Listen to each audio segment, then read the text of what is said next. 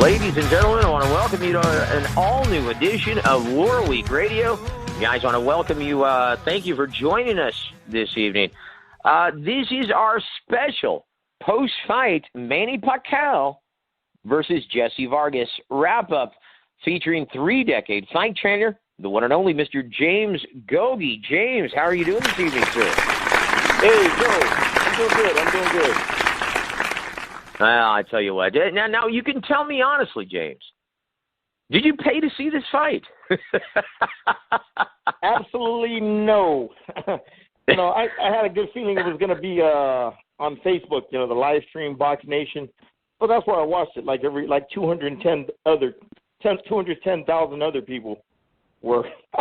Could you believe that, Joe? Yeah, it's going to be interesting to see what the pay-per-view numbers are. Obviously, this was a top-ranked promotion without the benefit of HBO, without the benefit of using their marketing team, using their pay-per-view platform. We've already seen Andre Ward versus Sergey Kovalev, their fight. And we're going to see another promotional, countdown to Kovalev-Ward air this Saturday night. So it's going to be really interesting to see how these numbers fared without the benefit of HBO. And also, Gogi, you stated this. Piracy is killing boxing on pay-per-view. It's absolutely social media pirating these links. It's absolutely destroying these boxing pay-per-views. People are ordering this and then posting the live link, right? Facebook Live in front of their TVs with a camera. And you're seeing with just their phone camera. It's the craziest thing. I guess what I'm asking is, how dramatically do you think this is affecting boxing's pay-per-view numbers?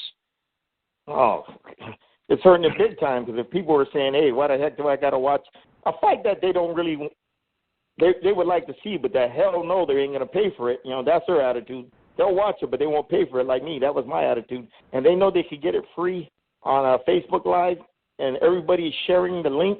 Oh, God. Without a doubt. You know what I mean? It hurts business big time. Pretty much everybody was just, watching it, for free, and everybody was sharing it with everybody. Oh, social media is so powerful. Oh, God. 210,000 were watching the Box Nation, link on Facebook Live, and I was one of them. And they weren't purchasing the top-ranked feed. I'll tell you what, if you did purchase, you had Brian Kenny calling the action. Tim Bradley, providing the professional commentary, the color commentary. And then Stephen A. Smith was there for comic relief, I think. And I'll tell you this, and everyone knows Stephen A. Smith is a popular, morning ESPN talk show host, right? Sports talk show host. He's a journalist from Philadelphia, has his own radio show. And he does First Take on ESPN every single morning with Max Kellerman, right? I'll tell you what, it's pretty obvious that Max Kellerman knows a lot more about boxing than Stephen A. But forgive me for saying this, James, but I would much rather listen to Stephen A. Smith on any boxing broadcast from this point forward over Max Kellerman. Because he was a lot more enthusiastic, a lot more entertaining, didn't sound like he was talking down to the audience, and he was just funny. His banter with Brian Kenny as well as Tim Bradley was really, really funny. I know diehards are very, very quick to judge any kind of color commentator and point out when they don't know feces about the sport. Yeah. But maybe they're onto something. There was a certain amount of entertainment value to that broadcast that I don't usually get from HBO broadcasts, dude. Yeah. So I tell you what, if there was one bright spot from that broadcast, it was Stephen A. Smith. He was funny, and he knew enough to get by. Maybe, James, and you know a little something about this, maybe Max Kellerman was actually sending him texts telling him what to say. during the broadcast because he knew enough. He and you know something about that, don't you, James? Yeah, I do it with Raul Marquez when he does Showbox. I'll send him text sometimes, and on strategy, on the way the fight is flowing, stuff like that. Give him some little input, give him some little tips on what to say. You know what I mean?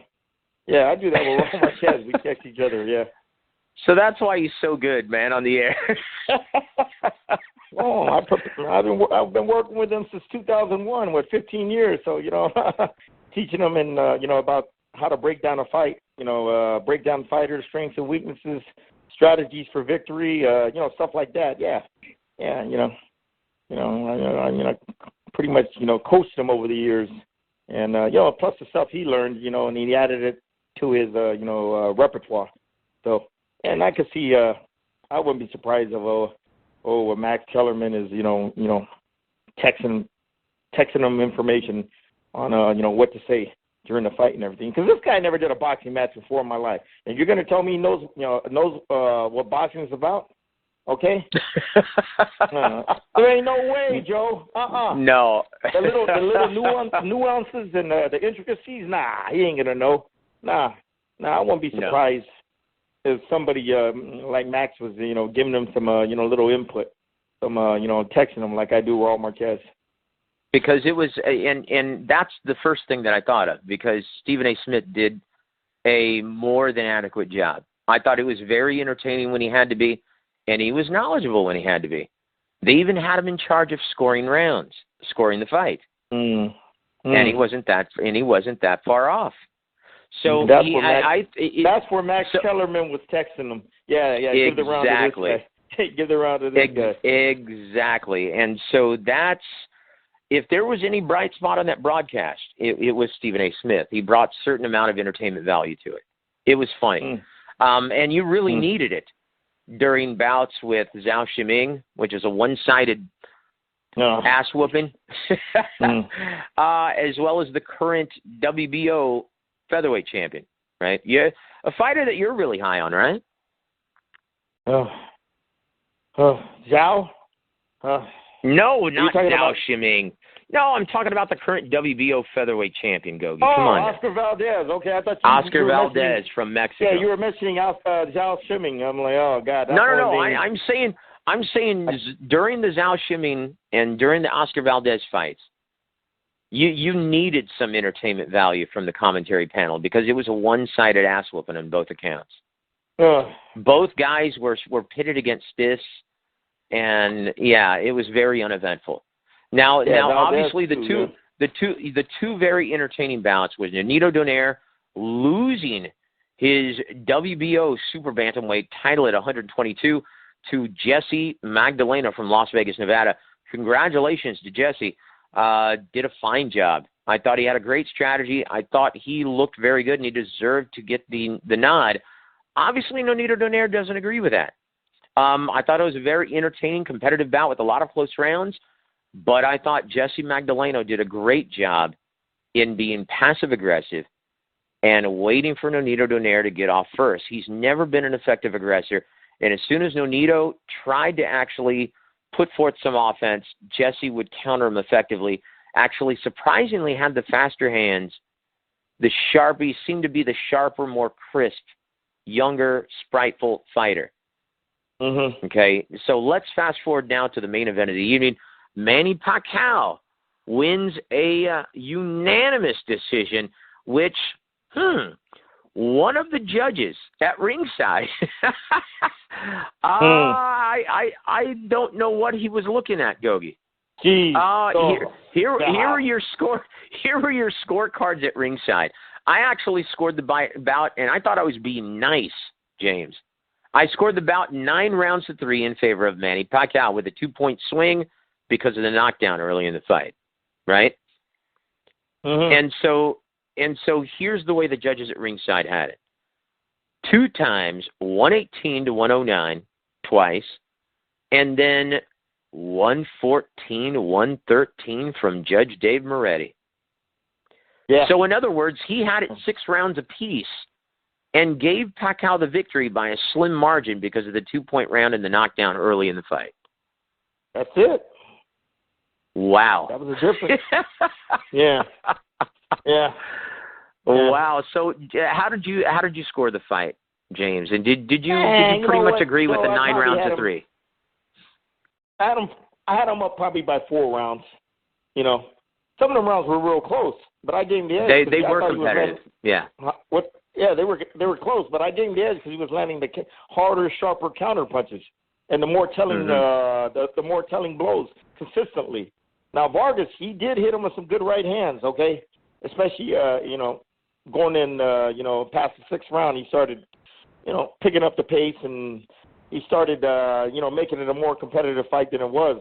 And he started landing some shots, but it wasn't enough. Manny landed more, I thought. And Manny, Joe, it was, I thought he had the edge, not by a lot, but he did enough to win them rounds, some close rounds, by landing just enough telling shots. Like you said, Joe, what the judges want to see is them clear, effective punches.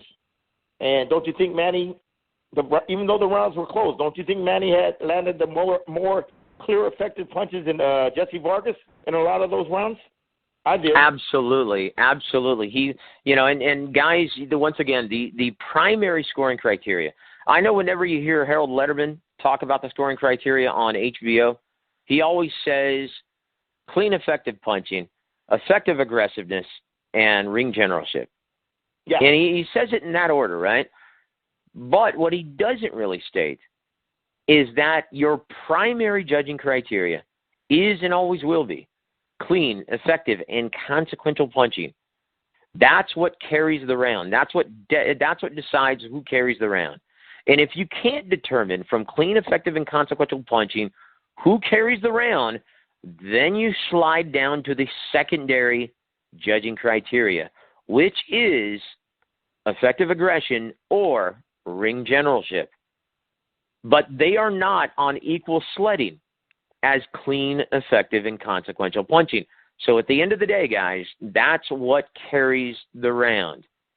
Okay, and I think maybe some of these judges, they like to almost put their own spin on the scoring and make it their own, put their own personal touch on the scoring criteria, which shouldn't be allowed, right? The Nevada State Athletic Commission, all the state athletic commissions really need to monitor this very, very closely because that's absurd. 114, 113, and this is from a long-standing veteran judge, Glenn Feldman. So to give everyone an indication, right, as to, and this isn't always the case, guys. We don't like to rely on CompuBox, but this will give you a pretty good indication of why Manny Pacquiao won this fight. CompuBox had it, Pacquiao throwing 409 punches total and landing 147 of them, landing at 36%. Vargas only connected with a dismal 19%, throwing 562, but only landing 104. Yeah. Gogi, were you a bit surprised that it seemed that we saw a lot of feinting throughout most of the rounds? And were you surprised that neither fighter was overtly aggressive in this high-stakes matchup on Saturday night? Well, Jesse Vargas was, very cautious because he knows Manny's, is a very sharp counterpuncher if you're predictable. Okay, that's why he was throwing a lot of those feints, to get him off timing, get him off his rhythm on countering with that sharp left hand, or the counter right check hook he likes to throw. Okay, so that's why he was doing a lot of feigning. That's why he was hesitating a lot. He wasn't getting off like he usually did, like he did against Saddam Ali. Okay, he knew Saddam Ali wasn't a counter punching threat like Manny Pacquiao who could punch. Okay. So he basically, was aggressive and physical and took the action to Saddam Ali. This fight, I thought he was waiting a little bit too much for Manny. Even, he'd have a good round, and the next round he would look lackluster. He wouldn't, you got to be consistent, Joe. That's what I'm trying to say. There wasn't consistency from Vargas in the damn fight, okay, to get these judges to say, oh, yeah, you won the round. You landed more cleaner, effective punches, okay? And it showed in the punch count output, the stats, okay? Yep. So well, he James, when I spoke with Jesse Vargas, when this fight was first announced, and I did an interview with Jesse Vargas, I had the feeling that this was going to happen and he wasn't going to have a plan B. Because I asked him, I said, so what are you expecting from the Pacman? He goes, oh, he's going to come right out. He's going to come right at me.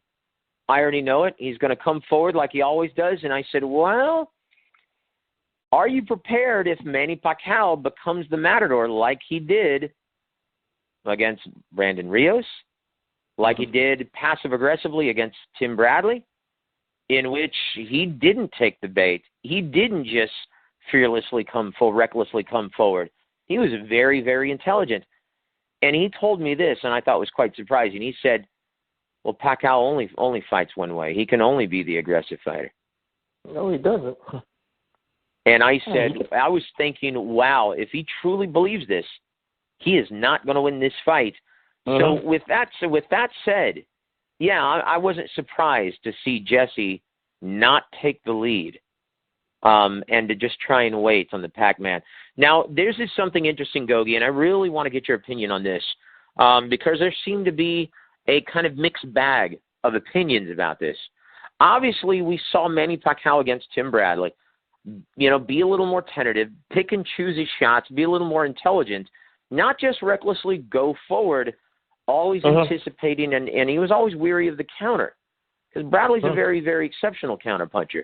And so Tim Bradley noticed that Pacquiao was doing the same technique, same thing, a lot more tentative than we've seen him in the past in the fight against Jesse Vargas. And Tim Bradley said, you know what? He did the same thing to me. I think he's learned from that knockout against Juan Manuel Marquez, and I think he learned from getting countered effectively against Floyd Mayweather. I think Pacquiao's learned a lot from those two fights. But Robert McIntyre, trainer for Terrence Crawford, had a different opinion. He was there at the fight with Terrence, and he stated to the media afterwards, he said, looks to me like Manny Pacquiao lost a step. That's why he couldn't let his hands go like he used to. Which one is it, Gogi? Has he just learned from those two pivotal performances, or has he lost a step, or is it a combination of both? Combination of both, Joe. You're getting older. You can't fight that fearless, reckless style, that aggressive, fast-paced style he liked, when he was younger, when he fought Barrera, when he fought Eric Morales, when he fought Juan Manuel Marquez, okay? Now he's older, more wise, more mature. He doesn't, he's old. There's a lot of miles on his engine, Joe. He can't fight that type of physical, fast-paced style. So what he did, when you get older, like Bernard Hopkins, to develop longevity in your career, what do? You fight more intelligent, more more tactfully. You don't fight that fast, high-paced style because your body can't do it no more, okay? Like when you were young, okay? Father Time always catches up to you in this sport. So what do? You box more intelligently. You use your footwork. You take the action to him at times, but not consistently straight ahead like he did when he was younger. And you counter more. You move around the ring more. You move in circles, move at angles, just like Bernard Hopkins, okay? When he was getting older, okay, in his younger days, like when he fought Glenn Johnson, or Simon Brown, or Robert Allen, all them other Antoine Eccles. It was a joy to watch. It was a joy to watch, and he picked them apart from start to finish, and it was beautiful. No, he put his foot on that damn pedal and didn't let out. But as he got older, like, you know what I noticed when he started changing, Joe, when he fought at Eastman, that Howard Eastman, the guy from England? Oh, man, I'm like, man, he doesn't fight that physical, aggressive style like he used to. He boxes more. He counterpunches you more. He's more defensive, okay? He doesn't take chances. And that's what Manny Pacquiao is fighting now, fighting like now. A more tactful, more skillful, more defensive-minded, counter-punching more angles, and his punch output is not high. And you can see in the fight, where he used to throw like 800, 900 punches a fight. So there were two guys who weren't pleased with that tactic. Obviously, Freddie was happy with the win. You know, his man became a world champion again. But Freddie understands that people want to see knockouts. People want to see a knockout performance. They want to have that electricity. They want to see that sizzle, right, from their favorite prize fighters. They want to be inspired. They're tired of decisions, right? And so Freddie said this after the fight. He said this. He said, quote, "I'm not sure yet if his killer instinct is back. I have to analyze that a little bit more because I think after that fist knockdown, maybe he didn't want to hurt the guy." Speaking of Vargas and the knockdown in the second round. Quote, "He had more opportunities to hurt Vargas. He hurt him a few more times in the fight, and he didn't press it as hard as he could have. I have to figure this out, and we have to talk about that a little bit." You know, Vargas, give him credit, though. He's a tough kid. Every time he got hit, he fought back. He landed a few really good right hands. He fought a decent fight. He wasn't embarrassed or anything. He was a game kid the whole way through, but I think Pacquiao could have knocked him out if he wanted to, end quote. So, yeah, Roach wasn't happy. And I'll tell you who else wasn't happy was someone who actually showed up at the fight. Floyd Mayweather Jr. showed up last night at the Thomas & Mack Center with his daughter. When asked why he was there from the media in attendance, he looked really quiet and looked like he just kind of smiled and didn't want to talk about it, didn't want to answer any questions. And when someone asked him, he said, "Hey, I just wanted to bring my daughter to the fights. I'm here to enjoy the fights. That's it." But he was there talking with Todd DeBuff, and he did not look pleased with the lack of sizzle from Manny Pacquiao's performance. Would you agree with those assessments? And can you talk about the importance of why Pacquiao really needed an emphatic, decisive knockout victory this stage in his career? Oh, he's got to sell the Mayweather fight if he wants to happen. If he wants to make it happen, Joe, he can't put on ordinary performances like he did last night, okay, and sell another big super fight with Mayweather in the future. You know, fans will number one, fans don't want to buy that fight, and putting on a performance like this last night didn't get the fans excited for Mayweather Pacquiao too. So that's what makes a fight hot, Joe. When you got two combatants that are hot, and when they look good in their fights prior to meeting each other, oh man, it gets that buzz going. Okay, not only with the fans on social media, but media, the people on the mainstream media and everything, and that's how a fight gets hot. But Joe, his performance last night, it was nothing special. Everybody knows he's not the same Manny Pacquiao that was that killer back when he fought Barrera the first time. Everybody knows that. You know, he's even Bomac. Crawford's coach saw that Brian McIntyre, he saw for himself that he thought Pacquiao has slipped a lot. Well, you know, when you can't fight that high pressure a volume combination output fight that he likes to fight when he was younger, you know, and then you change your style like Bernard Hopkins did when he got older. Fights are not exciting, Joe. You know, it's more like chess matches. And you know, fans, they want to see action, especially if it's pay-per-view. They don't want to see two guys looking at each other and feinting each other and waiting for the one guy to make the move so the other guy can counter. They want to see non-stop action, like when he fought Barrera, like when he fought Juan Manuel Marquez, like when he fought Eric Morales. Okay, that's what made Pacquiao's bones, is them three great fights, you know, that made his legacy and everything. But anyway, Joe, you want to make a super fight hot?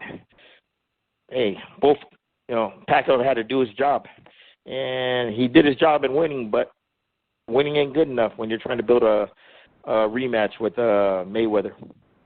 Well, in the post-fight press conference, they asked him about, well, do you think that performance was good enough to merit the demand for, or to create demand for another Mayweather fight, and would things be any different? And this is what Manny Pacquiao had to say in the streaming live. And we really appreciate Top Rank being as transparent as they have been. For any of the media members who couldn't make it down to Vegas, they streamed all of the media events this time around. So thank you for that, Lee Samuels from Top Rank. And so we saw this. This is what Manny had to say. Quote, "My contract is not mine alone, but also the fans of boxing. If the fans want the rematch with Mayweather, then why not? We can easily talk about that. It's not a problem. I believe that if there was a rematch, I want to make sure that the fans will love it. Excuse me. I will give all I can do to get back the trust of the fans. If there's a rematch, I'm going to make sure the fans won't be disappointed." End quote. But Gogi, that's like putting out a movie, right? You're getting ready to release a movie in a couple months, and you put out a trailer that just sits there that no one really is wild about or gets enthused about. It's very hard to get enthused about paying for that ticket if the trailer doesn't do anything to motivate you to watch the movie, to go to the theater. That's how important all of these performances are at this stage, and especially Manny, whose brand seemingly has really slipped quite a bit since that devastating Mayweather loss. So what happens now, Gogi? In your opinion, who does Manny Pacquiao fight if you're Bob Arum and Todd DeBuff? Well, Manny's at the point of his career. Well, bottom line, Joe, it's gonna depend on how his pay-per-view numbers are. Okay, if the pay-per-view numbers turn out to be a fiasco like I think it's gonna be, well, hey man, the fans are speaking up. He's gonna have to fight somebody who the fans demand. Okay, whether it's Crawford, I don't know who's out there he can fight. Danny Garcia, I don't know who can draw big numbers and everything. You know what I mean, Joe? Mayweather, I don't know. But that seems to be the problem. On the pay-per-view numbers, man. Because if he had great pay-per-view numbers, okay, get another guy like Jesse Garcia. But if he had terrible pay-per-view numbers and nobody made money or they broke even, I guarantee you, hey man, the fans are speaking up. You're gonna have to fight somebody, Manny. If you want this type of money, you want to make money, and you want fans to buy it, hey, you're gonna have to fight somebody that the fans demand. So they're gonna have to figure that out. Well, I tell you what, here are the names that Bob Arum stated that were realistic possibilities, right? He stated Terrence Crawford. He stated Vasyl Lomachenko at 140 pounds, Terrence Crawford at 140 pounds as well. And then the winner of Danny Garcia versus Keith Thurman. Indeed. Yeah. He's going to have to get a tune-up fight or something to sell that fight, okay? Indeed. Well, of the names that Bob Arum mentioned, which one do you think is the most likely and why? And then when you make your choice, we'll actually preview how Manny Pacquiao would fare against that opponent from your perspective. It's got to be the winner of Danny Garcia and Keith Thurman. Arum and Heyman are on good terms right now, I hear, and they want to do future fights together. And they know that fight with Thurman Garcia, whoever wins that fight is going to be hot, okay? It's going to be hot. That's the fight they need to make their career go to the next level, the winner. Then take the winner of that fight, which I think is going to be Keith Thurman, and put him in with Pacquiao. Then you got a fight you can sell, Joe, on pay-per-view, okay? Okay, you got to have Manny's got to have a B-side that who's hot, okay? Not a guy like Jesse Vargas who knocked out Saddam Ali, which was a great win. He won the title, but it wasn't hot. It wasn't sizzling like the Thurman Garcia fight. The winner of that, hey man, okay, they come to the forefront, okay, and that right there, Joe, that's how you make a fight hot. Then you put him in with Pacquiao, who's a legend. He's going to be a Hall of Famer when his career's done. Then you can make that pay-per-view a hot fight and everything. Okay, Joe, that's a fight. Okay, people were like, oh, yeah. Keith Thurman, boy. But he's got to look good. The winner of this fight not only got to win, but he's got to look good. The fight's got to be great, okay? It's got to be explosive, where everybody's licking their chops.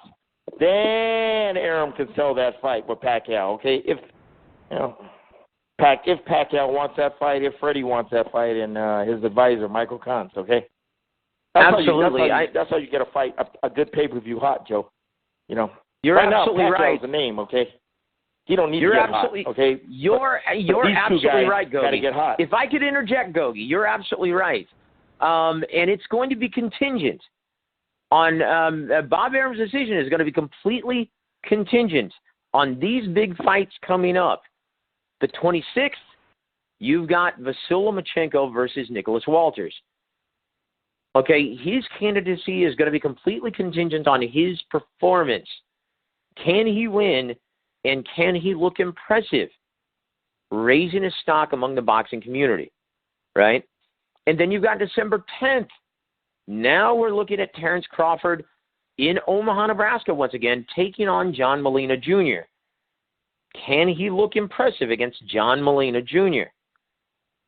It's going to be completely contingent on that because, to be honest with you, even though he mentioned the winner of Garcia versus Thurman, I don't know how excited he's going to be pitting his cash cow, his only remaining big cash cow, against one of Heyman's fighters who aren't fighting currently or doesn't have a contract with Bob Arum in Top Rank.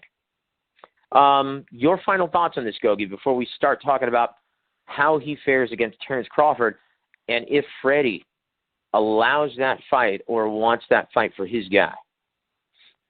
That's the fight Arum wants. That's the fight Crawford wants. Oh, okay? Arum wants here, it. Absolutely. This is going to drive Crawford into superstardom. You know, he needs a win against a guy like Pacquiao to get to that plateau he wants to get to. Okay? And Arum wants it too because, hey, man, if you're a promoter, hey, let's keep everything in-house. You know, let's don't bring another fighter outside and beat my top cash cow, and then all of a sudden you just walk away. So of course you're going to want Crawford first, but Freddie's going to have to want him, and Pacquiao's going to have to want him to make the fight happen. So they got a big they got some decisions to make. Freddie, his team, Arum, Pacquiao, and everybody. But that's the fight they want. Thurman and what's his name? Garcia. That would be the second choice, okay? That would be a fight that people would demand. Okay, hey, man, he's the winner, okay? He should be, now he's in line to fight Pacquiao. But Terrence Crawford's got an important fight coming up. He's fighting John Molina. Now, if he wants that damn Pacquiao fight, he can't fight that horse shit fight he fought against, what's that guy, Postal, where he ran around the whole Victor time Postal. and boxed and counterpunched. Yep. That's pay-per-view, man. People don't want to see that on pay-per-view. That type of style doesn't make you a star on pay-per-view, Joe. All right? No. And for this fight with Molina, he better not pull that crap and run and move the whole fight and be safety first and just counterpunch you all night, okay? He better take some chances in the fight. He better look impressively, knock out Molina, okay? To sell himself that he's back, okay? To sell himself for the Pacquiao fight, okay? That's what I mean, Joe. He's got a big fight, okay? And if he wants that damn Pacquiao fight, he better not only win, but he better look good. He better get people talking about him, and then the drums will start beating, and Arum can sell that fight to the public. Indeed. Well, I tell you what, though, it's going to be interesting to see what happens and how this year actually turns out. But as of right now, once again, they asked Freddie Roach and Bob Arum both whether or not they thought Manny Pacquiao versus Floyd Mayweather 2 was going to take place in 2017. Freddie Roach stated this, quote, "I don't see why not. I think it's going to happen. You saw Mayweather there at the arena. From what I heard, Manny Pacquiao invited him. He showed up. Why not?" End quote. And this is what Arum had to say. Quote, "I don't want to talk about it. As far as I'm concerned, Floyd Mayweather's retired, and I respect that. Until he announces he's coming out of retirement, he's not even an option at this point." End quote. So two very different views. So as of right now, we're not even going to consider a rematch with Floyd Mayweather Jr. And because of Manny Pacquiao's performance, albeit it was very impressive, and it was a wide, or it should have been a unanimous wide decision on all three judges' scorecards. It didn't really do enough, I don't think, to inspire the mainstream and casual fans who maybe tuned in, or maybe the 200 and some thousand who are watching the Box Nation link on Facebook. 210,000. 210,000. Oh my gosh, that's just terrible. So what do we do to try and rectify this? Because this is a real problem, Gogi. Because when you have a real powerhouse matchup coming up in 2017, right? Mm-hmm. Like Gennady Golovkin versus Canelo Alvarez in September of 2017, you've got to rectify this. You have to rectify this kind of piracy. What do you do about it? Joe, it's a big problem, but guess what? It's not my problem. All right, let them figure it out. Okay. All right, that's their problem. No, it's a problem of mine when they pay me to rectify the problem. Okay, and I'll find a solution. But to me, it ain't my problem, and I don't care. And you know what I mean? Let them figure it out. So. Well, I tell you what, that's going to just about do it, guys. We want to thank everyone for joining us, and I want to give a big congratulations to Zhao Shiming, who won the vacant WBO World Flyweight title. Yeah, and we also want to give a big congratulations to Mr. Oscar Valdez, who made his first defense of his WBO featherweight title. Huge congratulations to Jesse Magdaleno, who became the new WBO super bantamweight title by defeating Nonito Donaire in a unanimous decision, and also Manny Pacquiao, who became the new WBO welterweight champion and winning his 11th major world title. Isn't that amazing, Gogi? Your 11th major world title in a 21-year career. Amazing. Manny Pacquiao, like I said, he'll be a first ballot Hall of Famer when he retires. And right now, you know, Joe, he ain't the same Manny, like I said, when he fought Barrera, when he was in his prime, okay? He's more of a, you know, Manny Pacquiao with a lot of miles on his engine. So he's going to try to, you know, extend that high mileage engine as much as possible. And the style he has adapted to extend that, his career, is that, you know, same approach Bernard Hopkins. Box and counterpunch. Don't take a lot of chances. Be very defensive and get hit less. Indeed. Well, Gogi, do you have any parting shots for all of our listening audience on YouTube? No. Like I said, I'm just waiting for some real fights coming up. They got some good ones. Lomachenko Walters next week. Ooh, well, that should no, be a November 19th. Let's go in order, Gogi. November 19th. Oh, yeah, sorry. You've got Andre Ward versus Ward. Sergey Kovalev. That's going to be a good one. Yeah. And guys, we'll That's have gonna be a good one. Then they got... and we'll record Gogi's big fight preview next Sunday for Kovalev Ward, guys. And then also the following week, you're going to see the replay of the pay-per-view on HBO, and that's going to be also, you're going to feature in the main event of the evening. That's when it's going to be Vasyl Lomachenko versus Nicholas Walters. It's going to be interesting to see what version of Nicholas Walters we see in the ring, because he hasn't fought Gogi since last December. So it's going to be interesting. And then we've got Terrence Crawford coming up on December 10th, and the return of Anthony Joshua fighting your buddy, the drummer boy, Eric Molina. Wow. Yeah. He gets blessed. He gets blessed to get another opportunity. So, hey, you know, I'll tell you what, you better take advantage of this opportunity, because he ain't going to get another one. You know what I mean? Yeah. Well, if he doesn't take advantage of this one, yeah, that's a definite. He's not going to get another opportunity. If he gets flattened by Anthony Joshua, yeah, the gravy train. Forget about it. Don't quit your teaching job. So yeah. I tell you what, though, Eric's a good guy, though. Congratulations for him getting the fight. So we've got that to look forward to, and then we're going to have your, I guess, best of 2016, or maybe this should be titled the worst of 2016 coming up later this year. What do you think, Gogi? Oh, God. Well, I'll tell you what, some parting shots, though, man, before we actually leave. No, just thank all you great fans all over the world tuning in like you always do every week when we do our show. All the great fans in England, pound for pound, the best fans in the world. The UK, all our fans in Europe, especially Germany, big boxing country. All our fans in the great USA. We got some good ones coming up. Canada, all our fans in Canada, Mexico, South America, China, Australia, Taiwan, all over the world, the Philippines, yeah.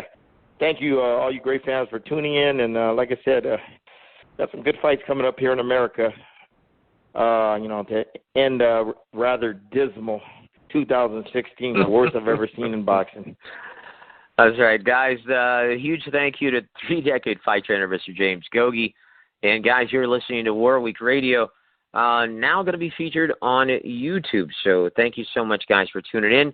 Go ahead and click subscribe so you don't miss any of our broadcasts. I want to thank you for tuning in, and we're going to try to put forth a live broadcast later this week. Thanks for tuning in, guys. We are War Week Radio.